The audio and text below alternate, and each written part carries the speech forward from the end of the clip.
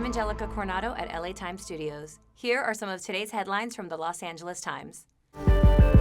President Trump announced on Truth Social late Monday that Israel and Iran have agreed to a ceasefire deal.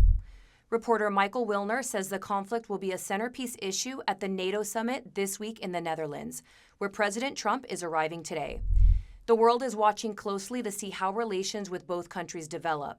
European leaders are walking a tightrope, praising the U.S. strikes while also urging restraint. Iran responded with a missile attack on a U.S. base in Qatar, but gave advance warning to avoid casualties, which suggests they might be looking to reduce conflict escalation.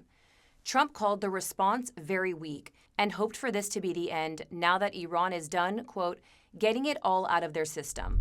But questions still remain about how much of Iran's nuclear program was actually destroyed and whether diplomacy can be restored. For 2 weeks in June, protesters across LA rallied against immigration raids, which caused pushback from the LAPD and implemented a downtown curfew. LA Times reporters found that many protesters felt the police were too quick to use force, with officers firing non-lethal weapons like tear gas into the crowds.